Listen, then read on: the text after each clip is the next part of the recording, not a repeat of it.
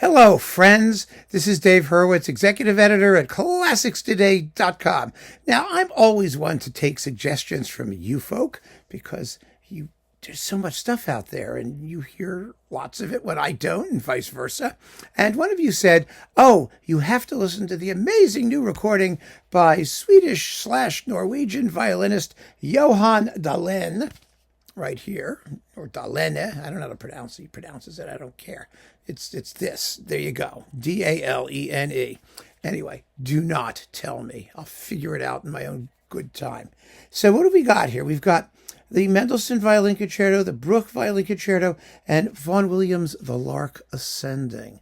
Doubtless this was put in there because Classic FM plays it every 15 minutes in the UK, and it'll get the album some airplay because a regular concerto is simply too long for today's classical music audiences, which has a 30-second attention span, and I can go on and on with that. But actually, there's a surprise awaiting you in the Vaughan Williams, which we will get to momentarily. This disc has the smell, the whiff of a vanity production. Someone paid for this. Somebody must have paid something for this because you've got three different conductors, a different one for each of the three works on the disc, which is odd. So that means things done at different times, in different ways, in different, whatever. So the Swedish Radio Symphony handles the Mendelssohn and the Bruch with Malin Broman, leader and conductor in the Mendelssohn, and Gemma New, conductor in the Bruch. Now, the best thing on the disc, just to be quite clear, is the Bruch Concerto, which is just a lovely work and it's fun to listen to. Dalene here, he is I looked at his website, it talks about his competitions and he makes his Stradivarius sing and he's an editor's choice in gramophone and Diapason said, he has character. He has a distinctive voice. Well, he sort of does. It's a little raw. It's sort of pedal to the metal. I mean, he's a virtuoso. He plays hard, which is good in some works and not so good in others. It's better in the Bruch than in the Mendelssohn. The problem with the Bruch is that the sonics are gorgeous when it comes to the orchestra. I mean, the orchestral tutti are so beautiful. They're so rich. They're so fulsome. They're played with incredible gusto by Gemma New and the ensemble. They really go for it. So much so that I just think they outclass Dalene. I really do. I think that he can't keep up with them in terms of personality and character and, just joyful music making and, quality of listener satisfaction. I mean, I just wanted to keep listening to the orchestra. And every time he came in, I was just sort of, oh, God, here we go again, more violin noodling. It's not that he noodles. He doesn't. He's clearly giving it a serious effort. But, the problem with a violin concerto, and generally, is that, the orchestra can always outbalance the violin. Always. And so conductors have to be delicate and violinists have to have lots of character to be able to hold their own against an orchestra that's really strutting its stuff, as this one is.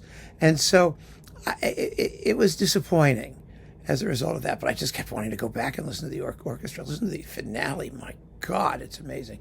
So, unfortunately, it's a non-starter in a work that's been recorded 1 billion times by all the great violinists that ever lived. So, Now, the Mendelssohn is tacky. I mean, Dalene really has a taste issue with the Mendelssohn. He uses a really repellent and excessively applied upward portamento every time there's a leap, whether it's in fast music or slow music. But you could hear it very, very clearly at the beginning of the slow movement. Da da da, wah, da. I exaggerate slightly for the sake of effect, but that constant upward sliding is really annoying because it's applied wantonly and without any particular expressive point. Like I said, it's a taste issue. I mean, and the rest of the Mendelssohn, he plays it okay. It's not particularly dazzling in the finale, which can be amazing if you're like Heifetz. It's not particularly appassionato in the first movement. It needs more beauty of tone, a more singing quality. Mendelssohn is not Bruch. I mean, they're similar in some ways, but Mendelssohn, doesn't need to be roughed up. He needs to be played with intensity, but intensity combined with a certain purity and timbral beauty, which I just don't think Dalene has. All of which brings us to the Lark Ascending. Now, this Lark Ascending, this Lark, is an arrangement for violin and wordless, well, I don't know if it's wordless, and choir by Paul Drayton. It sounds like they're singing words. What the words are, I have not a clue, because you can't understand a single one of them. But, there are consonants and vowel sounds being made in there. I mean, the piece was inspired by a poem, absolutely horrible poem, by George Meredith, which he wrote in 1881. It's a 122-line poem. And the opening phrase is, he rises and begins to round, he drops the silver chain of sound, of many links without a break, in chirrup, whistle, slur, and shake. Ugh! Much better to have an abstract symphonic poem than it is to have to read this piece of literary drivel. But the problem with the drivel is that they have restored the drivel to the Lark Ascending. Now, I'm not a big fan of the piece, and it can be beautiful. It really can. And it can be, it's played with, a certain innocence and flow. It's lovely. It's absolutely lovely. But it can also sound really insipid. And to have a wordless choir moaning and groaning for 16 minutes behind a solo violin is a recipe for insipidity. It really is. It's just grotesque. It's a solution in search of a problem that doesn't exist. There's no reason to make an arrangement like this. None whatsoever. I mean, it was this person, this Paul Drayton person in 2019. We live in a time in the world of classical music when anything can be done, even when there's no purpose or need for it, just to do something different for the sake of its own difference, so that it draws attention to itself. And that was the point of this arrangement. I guess it draws attention to itself. Some of you may find it curious. I love, these a cappella choral arrangements, or, of things like, Mahler's Ich bin der Welt abhanden gekommen, the Concertos ensemble, and those people did some of that stuff. They did songs, and I have no problem with that. It really has to be, transcriptions, which is what this is, really have to be looked at on a case-by-case basis to see if they make sense and to see if anything is added to the music. And I don't find anything being added here. I really don't. I think it detracts from the music because, say what you will, whether you like the piece or not, Vaughan Williams' setting is very, very carefully judged and beautiful, really exquisitely made, and the orchestration is perfect as accompaniment.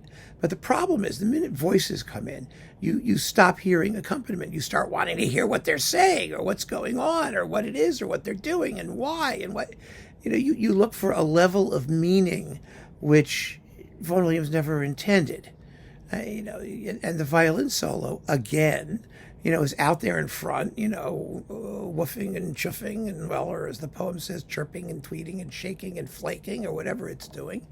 And you would rather be listening to something else because this guy, Dalene, just he's made a bunch of records for this, by the way. This is the first one I've encountered. He just doesn't seem to have the kind of personality to snatch the attention away from the bizarreries that are going on around him, at least in the case of the Lark Ascending, or the glorious orchestral contribution in the case of the Bruch. And the bottom line is this is an unnecessary disc that I found rather off-putting in many respects. I mean, there's no question he can play. I mean, but so can everybody these days. I mean, they're all incredible virtuosi technically. The only question is whether they're really, really powerful and compelling musicians. Well, not here. So keep on listening, friends. Thanks for joining me. Take care.